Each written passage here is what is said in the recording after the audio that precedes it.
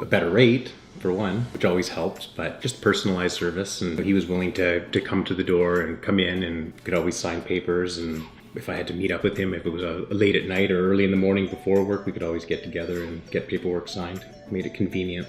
The relationships you build with clients, it's not just about money, it's you want to see them be successful because you care about them. It's all relationships, right? That makes you stay up a little bit later, that makes you get up a little bit later, work a little harder. Now as a broker, I'm able to do more than I was able to previously. So at the bank, I could do the bank's products, but now I have access to not only all these different mortgages from all these different lenders, both residential and commercial. I have access to all these different people in my network that are able to do different types of investments that maybe you can't do per se at the institution you're at. So that's really one of the reasons why I became a broker, because I knew I had the network of people to be able to help clients in a more favorable way than I could have in the past and help them get ahead even faster. Part of the reason why I left is because I found that turnover is becoming much more frequent. And when you have higher turnovers, you end up getting the quality or the level of service to the client and the flexibility. The bank's open from 9 till 5, and if you don't get in there before 5 to do this extremely important transaction that you need to do, then you're kind of up the creek. And for me, I would add to that is if I'm actually walking into a brick and mortar branch looking to speak to someone, I need to speak to them now. And usually the question is, well, do you have an appointment? Well, no, I don't.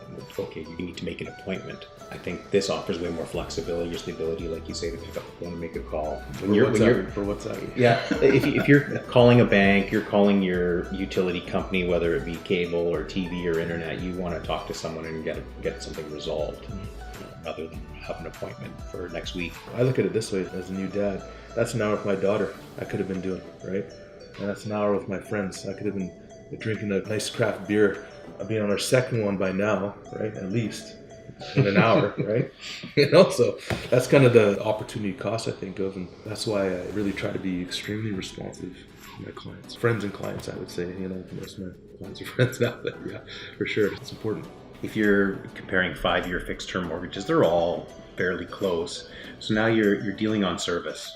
And it's much like buying a car. I mean, it doesn't matter if you go to this Honda dealer or this Honda dealer. The price for the car is relatively close. You might be able to haggle a little bit, but if this dealer, their service is top notch and this one's not so great, well, you may as well buy it from this one, even if it's a few $100s more, if you're going to get better service. I like to buy based on best overall value. I don't buy what's the cheapest all the time. I mean, in this case, it works out great. I get a great rate and great service, but it's a win-win. I've done deals where the rate's been higher, and people still deal with me because they prefer the service and they see the value in the service. And the rates aren't always going to be the lowest. There's always going to be a lower rate, but I always believe you get what you pay for. You're going to have people that, I bought this car and it was used and I got it for half of what the market value is.